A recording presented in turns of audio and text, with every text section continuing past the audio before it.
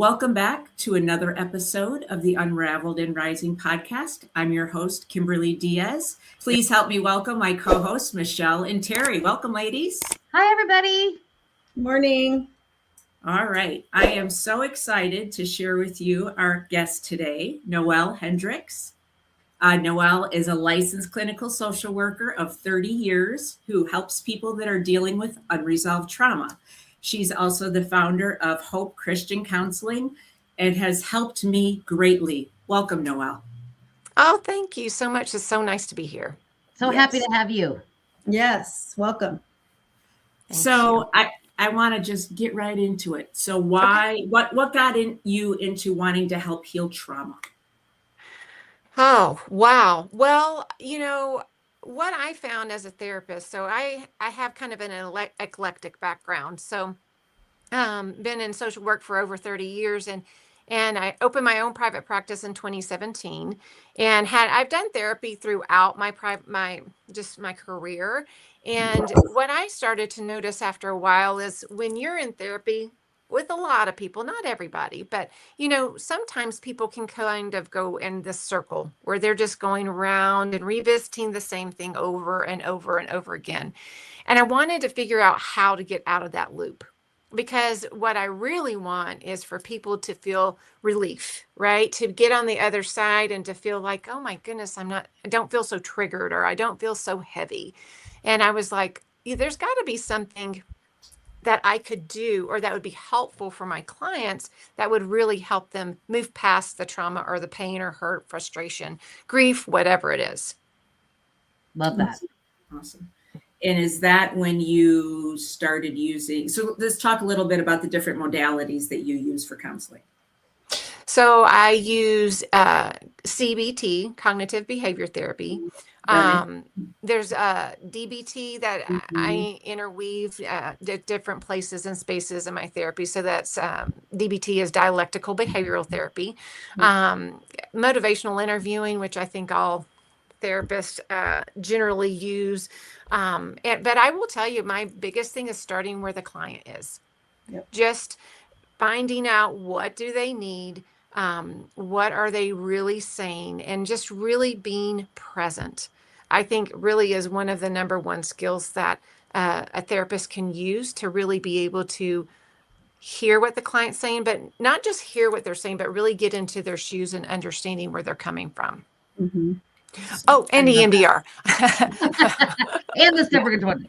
I was going to say, what I find too is I know, especially on the male side, people that I've recommended therapy over the years just tend not to, they don't want to do it. I don't know if it's just they feel like it's too touchy-feely for them or whatever.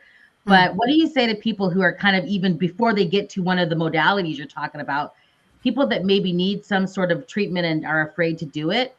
Do you have anything to say to those folks who might be listening of like, what it is so they don't have to fear it or feel weird about it?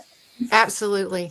Well, the issue is that there's such a stigma in our world right now, right? And has been forever. Now, the stigma is less, but it's still, I hear people going, you're bipolar, all kinds of things. And it's like, ugh, right? And so I think really working on the stigma that this is not an abnormal thing.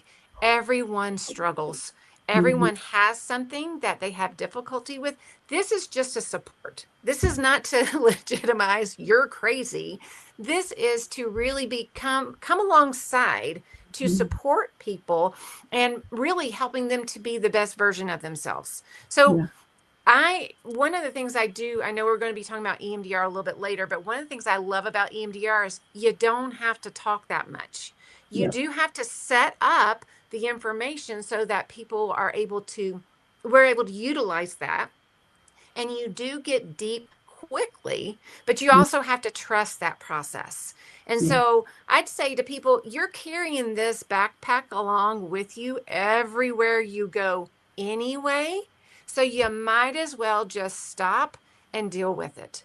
It's like these rocks that you're carrying around everywhere, the hurts, the grief, maybe the disappointment or whatever it is. And so it's time to take the backpack off and get a little bit lighter. So my encouragement is to note that you're not crazy for going to therapy, but you just need support. And this is a supportive way to process through things, or to find tools, or to find skills, or to find what you need. It's not to legitimize like people. I mean, there's a time and place for diagnoses. I understand that. And I understand there's some severe diagnoses out there. I worked in a state hospital years ago, and do understand that more severe end of that. But I will say the majority of people who come into my office generally are people who have been carrying their backpacks around for such a long time, and they just need to set it down and need some support. Love that. EMDR was part of my journey. And I went through Cornerstone Christian Counseling. Uh-huh. Are you familiar? I am. Yes, I am. Tristan Boo was my therapist. And Who? Tristan Boo. Oh, okay. Yeah. Yeah. She has a beautiful book that she wrote that I love too. But anyways, it didn't take long for me. And it was because I had done so much work before. But what I loved about it is that she just it was really and I love that too. I love doing trauma recovery work, and your body knows what it needs to heal. And so it knows the circle that it wants to complete. And she just allowed that. And as I started bringing things up, she was just like, tell me more about that. And so it was talking about what my body needed to release. But what I really noticed, and I noticed it right away, was the emotional charge that it took away from those past experiences. Yes. And my body just began to release it. And it started to realize, no, Terry, you're still not in this. This is not happening in the present anymore. It is actually part of the past, and you've overcome it. And so that was so profound for me with EMDR, and, starting school for mental health as well. EMDR is something I definitely believe in and want to. I was led to it. It was something I prayed about, and EMDR just kept coming up. And I know why. It was meant to be part of my healing journey. Oh, yeah.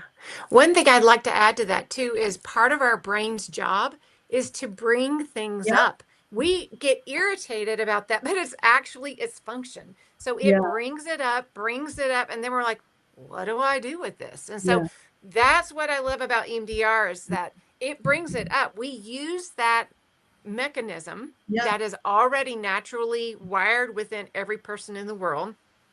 It brings it up, and then the EMDR just kind of moves it on down the line, so you don't feel so activated and triggered anymore. So absolutely. Yeah, and it didn't need to know all the pieces. It just needed to know certain things. And so that's what I loved about it. And it just flowed. You know what I mean? And Tristan was so great at, setting up that safe space for me that I could go and not allowing me to kind of leave, stay present. And it was so good. I recommend it to everybody. I wish they could bring it into the prison with the women I work with, because I so highly there, and these body-based modalities are so important. And it was a game changer for me.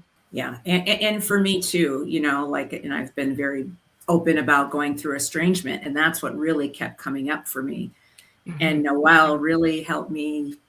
I mean, we had several sessions together, but not hundreds, not tens and 20s of them. But I've been through years of, for other stuff, talk therapy, and a year and a half of CBT. And I really did not enjoy talking about it anymore. Yeah. Well, you don't have to anymore. You know what I mean? In an EMDR, that's why it was like, oh, you mean I don't have to talk about this? I could just sit on the bus or the train, and we're just going to go by it, and I'm going to get to the other side once and finally. So that was the huge thing for me, and I haven't really thought about it since our last session. Once I realized that the very thing I was suppressing was the thing that my body needed to release, and so suppressing was actually making my anxiety worse. It was creating more panic attacks. And in my 20s, being on a plethora of medications, I remember sitting there in my beginning of my 30s and counting how many meds I took, and just like it wasn't helping me. I had to get on another one because I was getting worse. So and now I'm on nothing. Praise God for that. That's but I don't take awesome. anything. I'm not emotionally I'm very emotionally charged to little. And when I am, I recognize it and ask myself, okay, what's happening right now? And there's really nothing happening. I'm safe and I don't have to be reacting to anything in my environment at this time. That's right. Yeah. So can we describe what it is then? Because I don't even know what EMDR is. So can we kind of describe it? Yes. I'll give you some basics. So basically EMDR stands for eye movement desensitization and reprocessing. So basically there's a light kit that is set up we're in front of the person and they're basically looking at lights. But before and I have pulsers. So they feel the pulsers and look at the lights. But basically what it is before you look at the lights, there's a technique that you use called a float back. The float back is kind of the roadmap to what you're going to be addressing at that time. So I do 3 things to set up the EMDR visit. The first thing that I do is something called a safe, calm place. It's one of my favorite activities to do with my clients because it's your happy place. Yeah. If you're thinking about it in a way, it's your happy place. It's a place that you go that when you're feeling stressed and frustrated and scared, you can go to in your mind. But we do it kind of in a particular way. And then the second thing is we do that float back technique. So that float back is where I will ask a series of questions and the person will there's a theme and a thread for every person with trauma.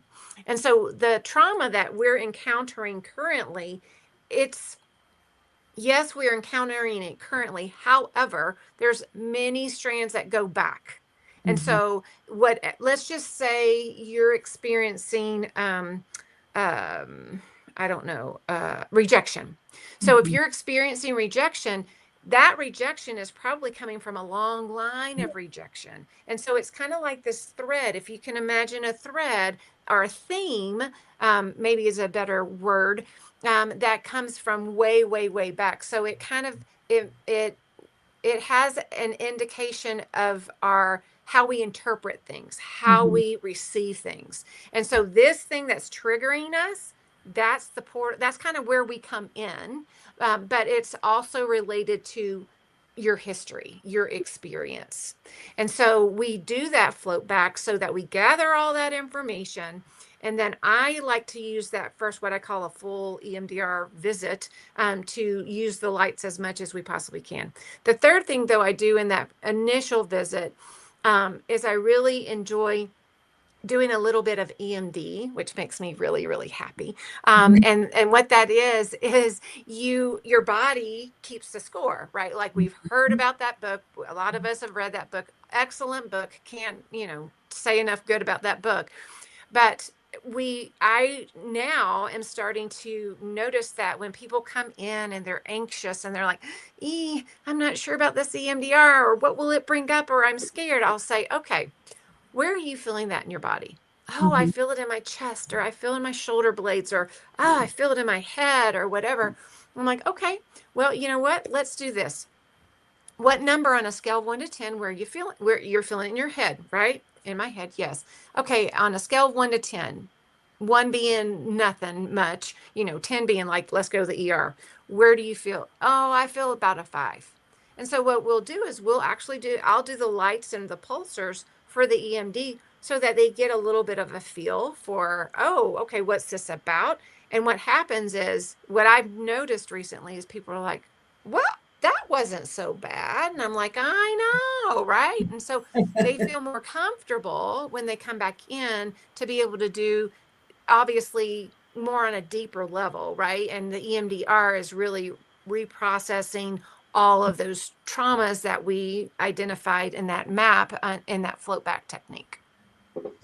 Nice. Does that answer your question? Yeah, I mean, I think until I experience it myself, it's hard to really wrap your brain around it, but I understand the concept for sure. I think it's interesting. I think it's something I probably should do. The reprocessing for me, what I found so much in that is the stories that I created. And so I realized my brain was just trying to make sense of what happened, and it goes on and just creates its own little stories that I believed for so long. So that was, but it's funny how you said trust, because when I work with the women in the prison, I mentioned to them, I just started a new group. We're going on our 3rd week, and many of them are new to working with me. And the one thing I tell them in the beginning is that when you walked in here, your brain's already scanning. Is she safe? Is she, can I trust her?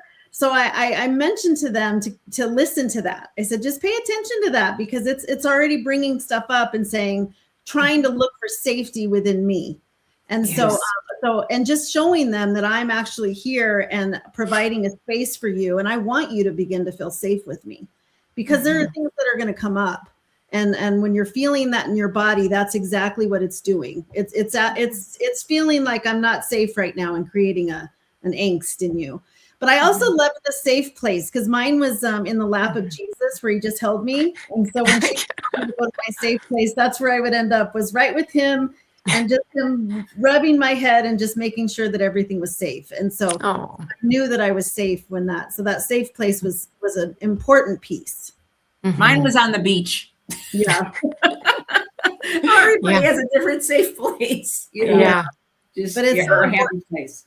And it is amazing too how you take it back, like you talk about that thread.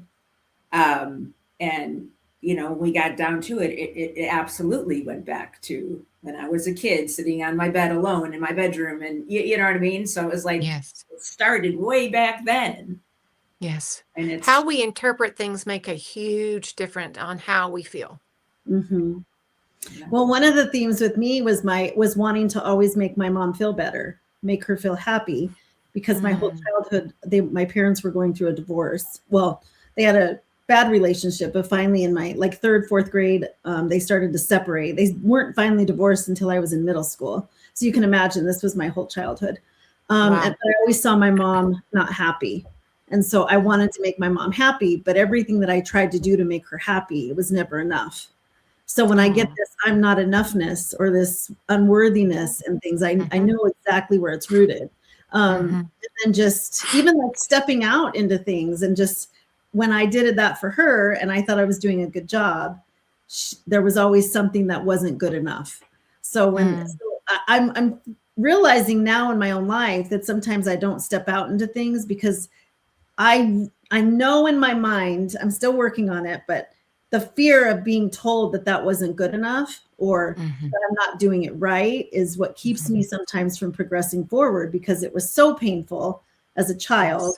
And I know that in my head, but I'm still working through that in my heart, you know, and I know that it was unintentional. And so it's an ongoing lifetime work in progress. It's just not linear. As long as we're breathing and kicking, you know, we get the opportunity to grow and change. Yep. 100%. So Knoel, for someone that doesn't know if they've experienced a trauma or not, how would you define what a trauma is for them to know it? You know, that's a really great question. I think that truly trauma is in the eye of the beholder. I will just first say that, right? Yeah. But I think the litmus test is, have you ever had a trigger? Yeah. You know, if you've had a trigger, you've probably had a trauma, right? We think of things like anxiety. We think of things like depression. We think of things like PTSD. Anger, These all have triggers, right? Yeah. Like you go along, we can have a trigger from a smell. We can have a trigger from someone's mannerisms. We can have a trigger from someone we thought we saw. I mean, I remember, gosh, probably 2 or 3 years ago, my best friend passed away probably, 14, 15 years ago.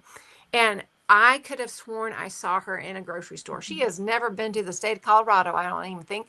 But I was just like, I mean, she looked like my best friend. I went up to her and I went, you know, and I know she's not here. She's not here. She's not been here for over 14 years, you know. And so I was like, but it looked so much like her, and all of those emotions of missing her came back, right?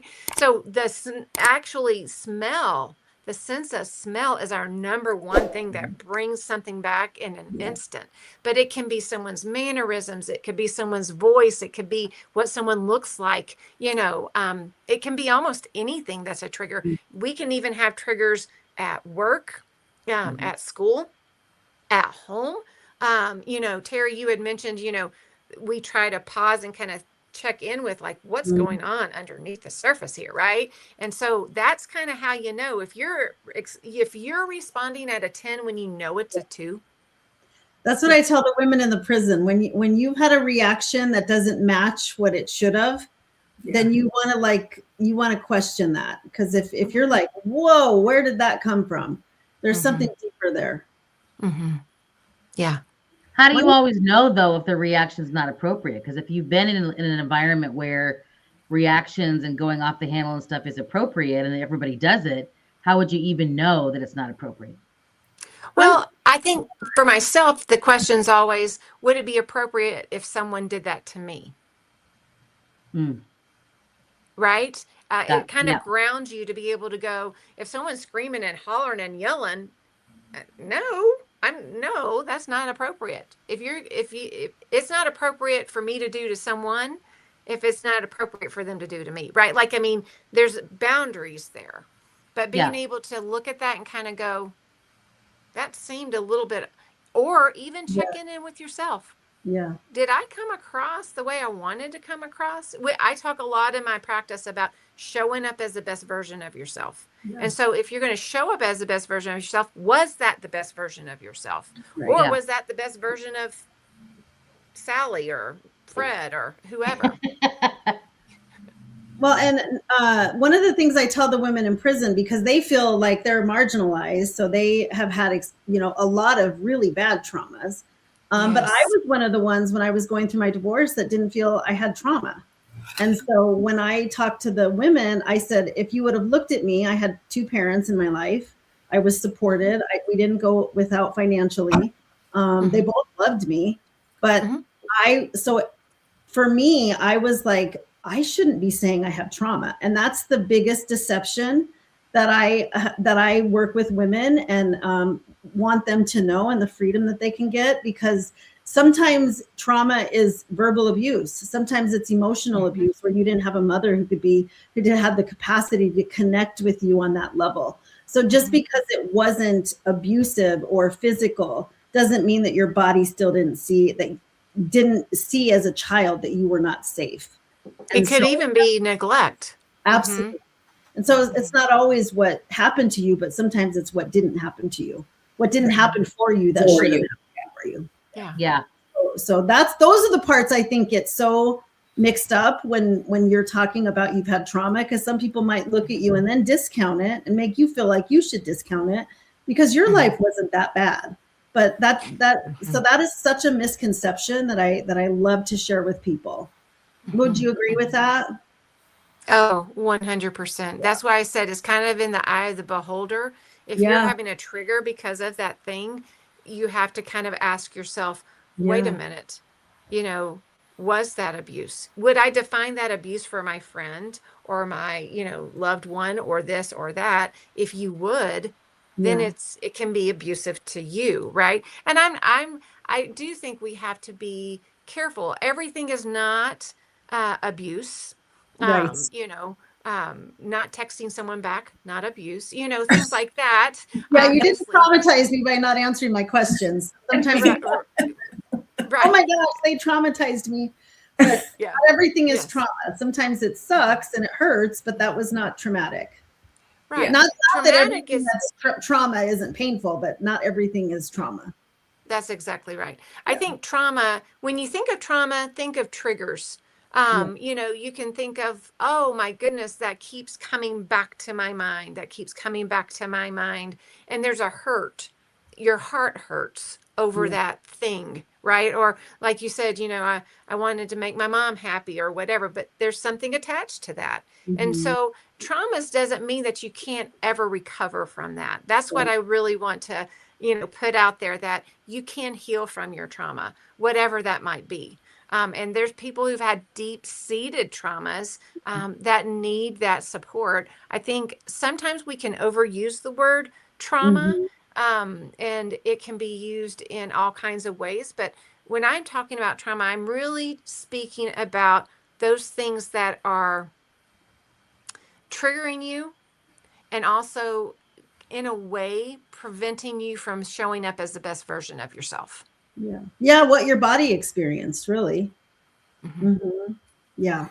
So true. Can we talk a little bit about how unresolved trauma affects the way that we love, we trust, and we communicate? Oh my goodness gracious. Yes. Yes. Unresolved trauma is the thing that keeps circling back around. We have something called defense mechanisms. Those defense mechanisms, when we're a kid, they protect us. They keep us safe, whatever they are, right? Like being overly confident or over functioning, or, I mean, what's good? You guys probably have good examples. What So would you say? mine was people pleasing, and then the other one was overworking. So I just went into seeking this validation because I wanted it from my parents, and I never got it. So, but I got it in nursing. People noticed that I helped them. I cared for them. Got validated all the time. Yeah.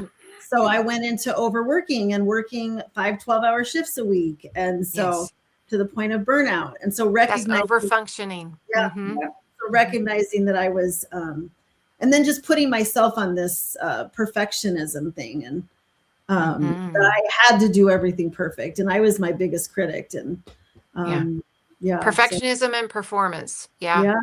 And that I had to do everything for myself because I couldn't depend on anybody else. Right. Exactly. I've definitely brought that into my relationships. Of course. And then those defense mechanisms, what they do is they're great when we're a kid, because you can imagine a 2-year-old going, right? People are going to laugh, but we come up with these emotional defense mechanisms to keep us safe, right? But then the older we become, the more pesky that those defense mechanisms become. And when those defense mechanisms become pesky, we defend even the defense mechanisms, right? And so we have to kind of take that step back of going, you know what? This is not productive. It's not productive to start cursing at somebody when I'm angry. Yeah. Or it's not productive to avoid and leave the room when I get frustrated. Right. And so it's looking at those defense mechanisms. They did their job to protect us when we were feeling unsafe or we were feeling traumatized or whatever. But then as an adult, we have to start recognizing those things like what you're talking about, Kimberly, that kind of like weave into our relationships naturally. And sometimes we don't even recognize it. One of the things I tell people all the time is ask your 3 favorite peeps. I mean, the people in your circle. Hey, what's my blind spot? If you're brave enough. Now, you have to promise you're not going to be angry with them, right? And that you're not going to throw them out of your life. I will not be asking you guys that question. No, I'm kidding. I might. You really I won't either. But I will say this to a person. When you do that, they will say the same thing. They're you're defensive, or you're, you get upset easily, or whatever it is. But what I find is if you're willing to grow, right? If you're willing to go, I've been told that my whole life. Well, if you've been told that your whole life, then work on it. Work on it, right? So that your relationships, you will feel closer. One of the questions I love for people to ask is, when I'm in a room, how do people feel? Do you make them feel comfortable? Do you make them feel calm? Do you make them feel relaxed? Or, do you make people feel on edge? They don't know you're going to go off on them or whatever. That was me. Right? I'm laughing at that because when I was younger, my friends used to say we had to, we would walk on eggshells, fight somewhere, something like that. Not a physical fight, but words. And they'd go, Michelle would be the first one with mouthing off, and then we had to watch to make sure she wasn't going to go off on us too. Like, that's why I'm saying that, because it's like even my friends weren't safe. My friends weren't safe. I did what you said. I asked all my kids about 3 words. You did, Terry? I did. What'd they say? And some of them was defensive, and you know, but I also wanted them to tell me 3 good things about me. So I like that. I held on to those good ones. And honestly, they actually had more good ones than they did the bad ones. And that was intentional, because I knew that if I asked them, I would immediately get defensive. And my brain would want to hear it some way else. Oh, you're saying you weren't a good mom, and that inner critic would be going, blah, blah, blah. So by asking the 3 good things about me, actually, I really love that. Yeah, it balanced it. But I do want to ask you a question, because this was huge for me in my recovery, was forgiveness and being able to open up my heart. So could you talk to the person out there that is you know, on their own journey, but the importance of not being able to skip that part of forgiveness, and also compassion for themselves, because you said that's one of the things I love telling the women, is that you got to honor your body for what it did for you at the time. Well, and you have to be gentle with yourself. I think unforgiveness, or I should say forgiveness, has a bad rap. You know, if we think we forgive someone, it's because we say that what they did was okay. Forgiving is nothing about saying what they did was okay. Forgiving is taking the power it has over us and releasing it. It is being able to let go of the hurt, the anger, the frustration, whatever that thing was, how it impacted you, being able to release that. So I think forgiveness gets this rap of, like, you know, it's the I'm sorry, and the person's going, that's okay. But neither one's right? You know, it's not okay. What that person did was not okay. But you allowing it to have all that control over you is also not okay. And so releasing control, releasing or being able to forgive, whether that person meant it on purpose, didn't mean it on purpose, did it to offend you intentionally, whatever, you can let go of that. Now, I will qualify one thing. Forgiveness doesn't always equal access. Forgiveness doesn't always equal trust. And so when you forgive someone, you then have the opportunity to go, do I want to develop this relationship? Do I need to let it go? I don't know, right? Like, that's an individualized question. But you can forgive someone, and if they've never even said that they were sorry. Right. And sometimes you have to, is what my experience was. But I realized in my healing journey that I was actually giving the power to other people, and I was getting sicker. So I was giving people power in my life over my physical health, because I was holding on to things that I just needed to let go. But then I also had to understand control, because feeling as a child that I was in an unstable environment, that stability and stuff wasn't always there.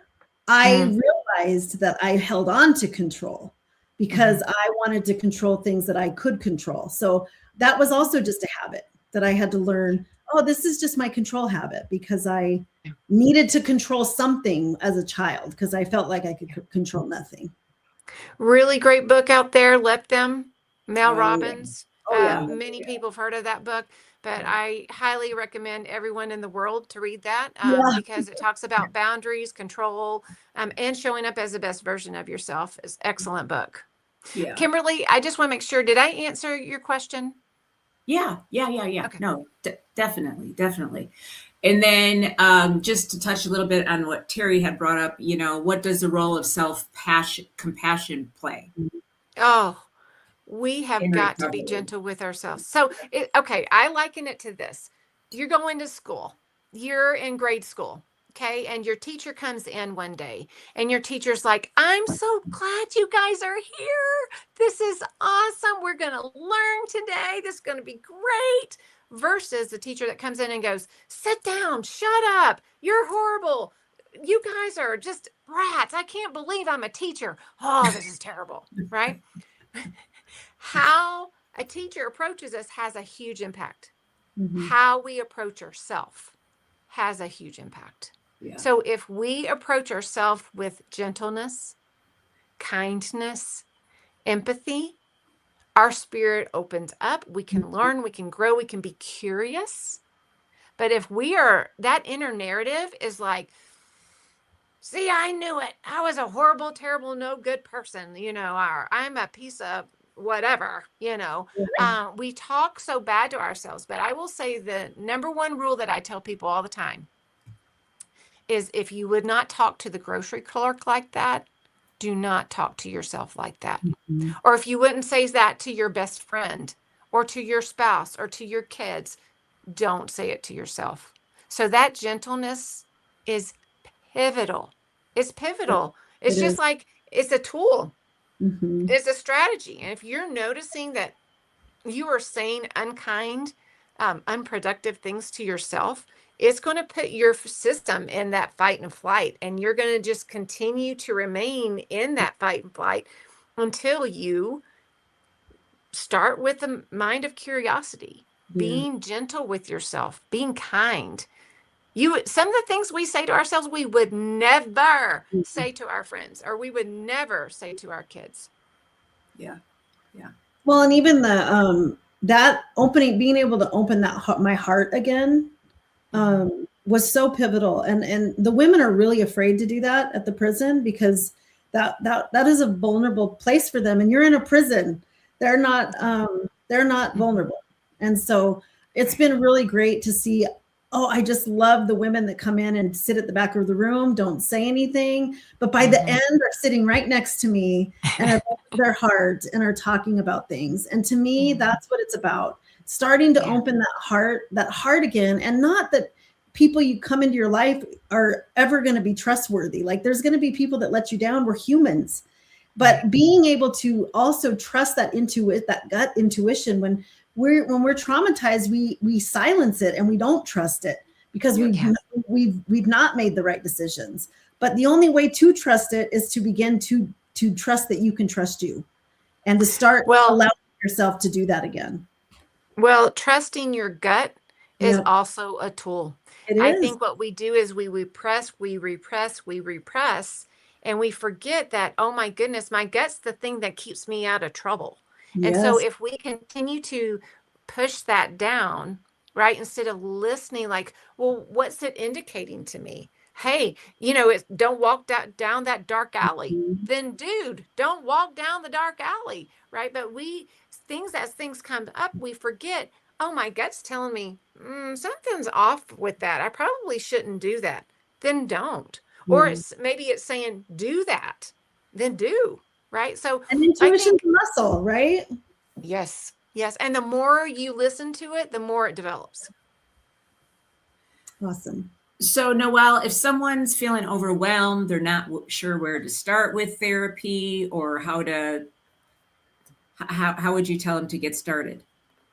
Well, word of mouth is an awesome thing. If you are, let's just say you're in a different city or state or whatever, talk to some friends, someone, a loved one who, you really respect. But the other thing is, psychology today is in every city and every state. You can look that up and they can tell you. I'm not on Psychology Today myself, but you can look it up and you can, find out what people have, their credentials. Also go through your health insurance. Believe it or not, people have EAPs, which is a huge resource. So your employee assistant program through your, not everybody has that, but through a lot of your employers, you have that. So it's just a resource. But I think sometimes you can ask a trusted friend and they can say, oh yeah, I had this or whatever.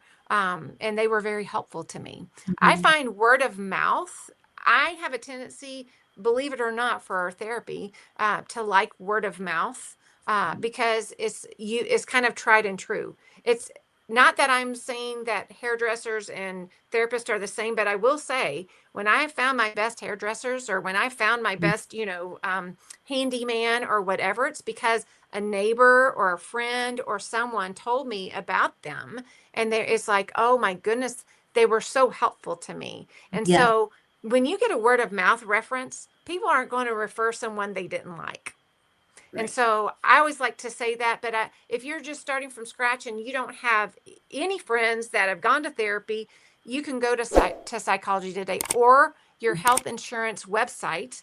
When you go to your health insurance website, there's also third-party payers like Sondermind, Headway, that you can go to, and you can find a therapist through them as well. They usually take your regular health insurance.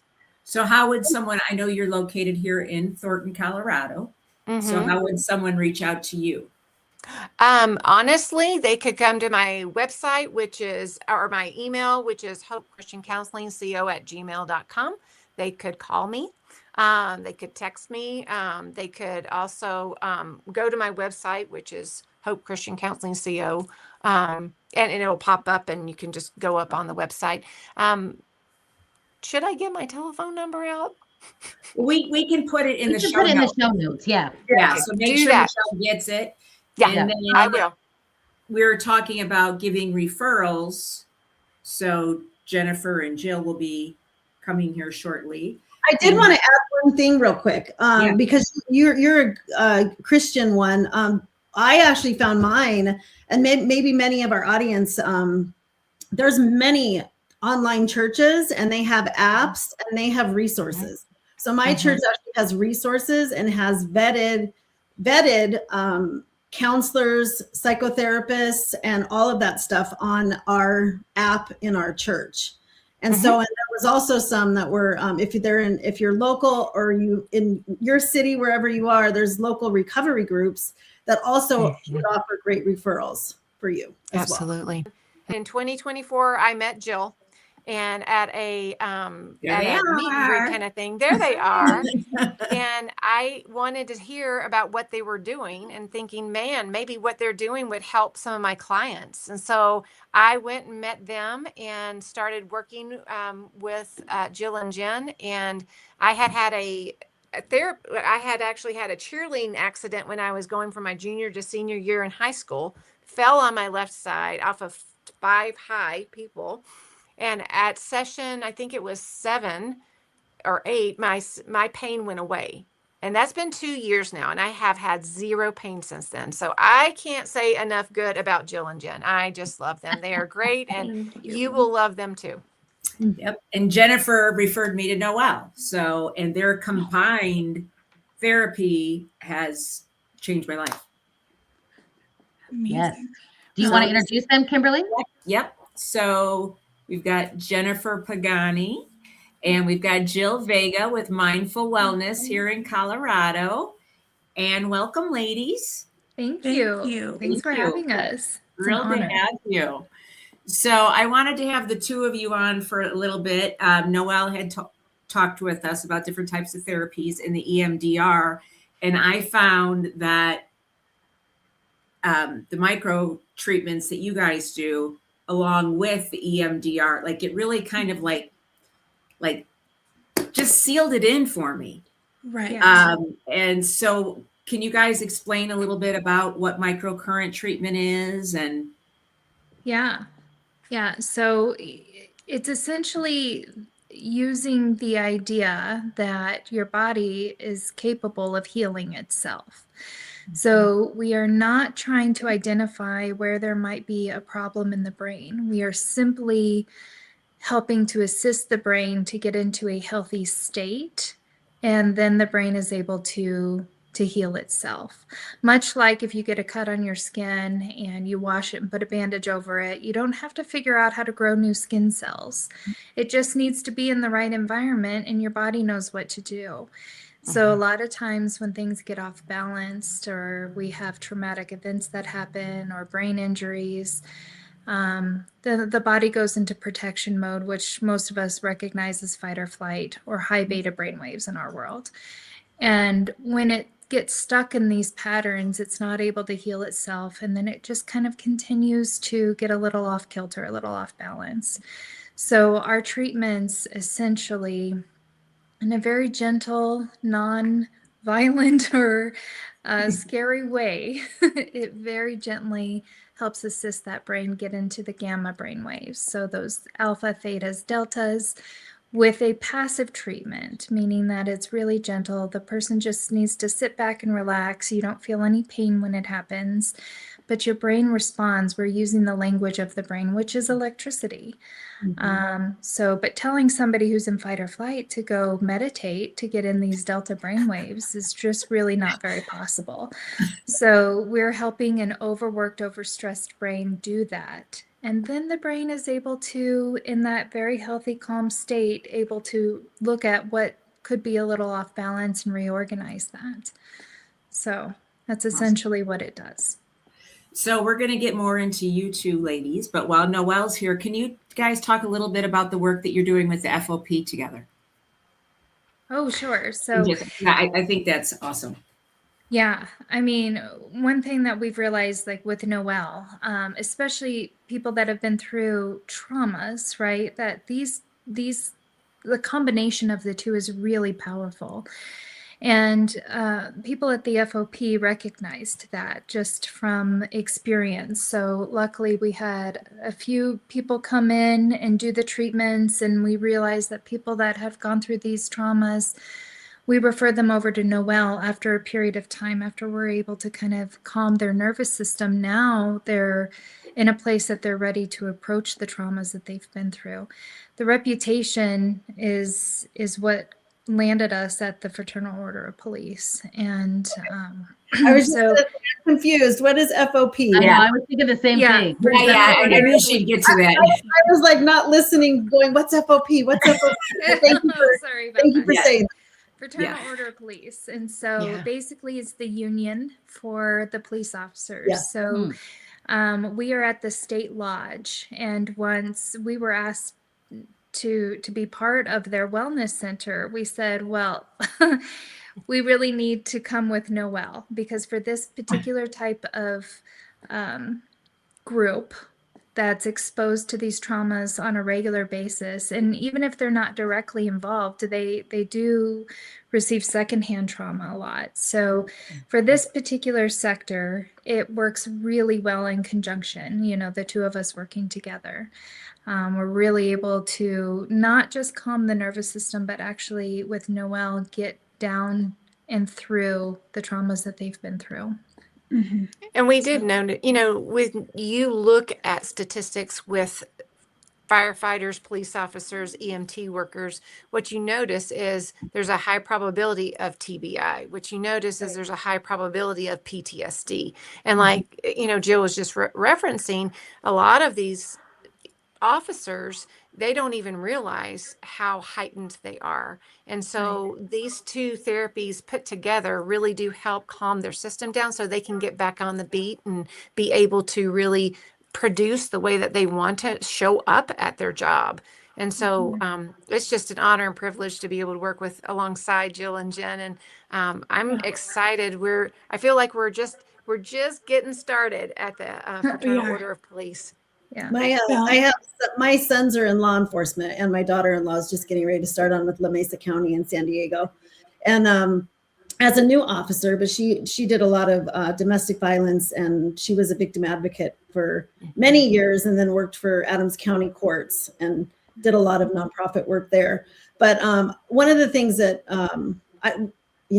being their mother and loving trauma work, reminding them how they have to take care of their body. They also are carrying not only their things, but they're also carrying trauma and dealing with other people who have experienced immense trauma. And sometimes that becomes something that you carry when you don't really realize that you're doing that. And so how important it is to do that and to just keep, and to also keep your heart open. But one of my sons recently, just almost having to remind him of why he does it, because aside from the way it makes me feel or the things that they have to experience on a day-to-day basis, to always go back to their why and who need them out there in the world. So I think that's such another big, huge, important piece when you're in law enforcement and even in healthcare for us who also experience other people's traumas when they're getting a diagnosis or have been in immense trauma and they're now suffering comorbidities because of it. Absolutely. We are just hit daily, and Jill and I come from hospital backgrounds too. Yeah. And you don't realize how much you are accumulating other people's traumas, not only. 100%. So when Noelle invited me to go try EMDR with her, Yeah. I thought, oh, I'm fine. I don't have any trauma. Yeah. Noelle has proved me wrong. But I did realize the importance of being able to pull all of that trauma up and actually look at it from a different lens. And then the next day when I can't get off the couch, Jill calls me and says, go in and get a treatment. I don't know. They work so well together to be able to go deeper, but be able to move through it a lot easier. Yes. Yeah, initially when we had a few of Noelle's clients come through, I think we all realized, oh gosh, this is actually really powerful together. And then, we decided, just because we always like to vet somebody if we're going to recommend them or recommend the treatment. And so we decided, okay, if this is really a big thing, one of us needs to go through this treatment as I was well. the guinea pig. I guinea pig. Yes. And then she hard. referred Noelle to me. So I mean, did. it's, I did. It was really hard. It was hard, but I felt so much better afterwards. We worked on a lot of things that I didn't even really know were issues, like self-worth and that sort of thing. And we just powered through them. And then Kimberly and I were on stage together. I got to fight through a lot of the things that made me really nervous. Yeah. Yeah, but I wouldn't have been able to do it without Noelle's assistance and neurofeedback. And yeah, but we were able to realize that kind of a sequence that we need to follow for clients that are going through both treatments, and we've kind of figured out that we need 5 to 8 treatments of neurofeedback first to calm them down, to get their systems to where they're really able to deep dive and go deeper with Noelle. And then at that point, to set up their EMDR treatments, and then come to us within a 24 to 48 hours post EMDR treatment. It works really well. They're able to get through those therapies. And then if the EMDR treatment is hard, if that's a hard session for them, then they're able to come back to us and calm that system and get back to kind of a neutral zone. And it's awesome. just really powerful. I work with a lot of people that have trauma, but I also work at an eating recovery center. And when they're in their trauma work and they have their sessions that day, they come back. I mean, oftentimes my whole afternoon is sitting with them for the rest of the afternoon. Yeah, because just very raw. After my The first system is so EMDR. activated. Yeah. And the only thing they say is my session was really hard. And so getting them to even just return to their breath, and just start to breathe. But I love I'm not really familiar a lot with neurofeedback, the microcurrent stuff, but what you said is just, this is a lot quicker, because it took me a lot of, I had a coach and I went through therapy. So it was a few years before I was ready to do my EMDR. So when I went to do the EMDR, she could tell that I had a lot of growth before I had to face that. Can you talk about, Noelle, sometimes, because I have had a lot of people that I work with that have had a therapist that has done EMDR and probably not when they were ready for it. And it brought up a lot of stuff and actually re-traumatized them, and it wasn't helpful. Yeah, I will say 2 things, and then I'm actually going to have to scooch out because I've got a session that starts in just a minute. But I will say it is really important that the person's highly motivated to get through this. If someone's not highly motivated, the therapist doesn't need to talk the other person into it. It's not going to go well. And so the therapist really needs to determine, hey, are you highly motivated to do this? If you're not, then this might not be the therapy for you. So I think also creating that safe environment where the client can come, and you've already got a rapport set with them. So they have to be able to get to a point they can trust the process. If you don't trust the process, it will not work for you. And so I think it's really important, those 2 things, to trust the process and to be highly motivated yourself as a client to get through the process. Otherwise, it's just going to be, one person trying to do this thing and the other person's not receptive or aware or even able to do that. Yeah. Bye. Bye.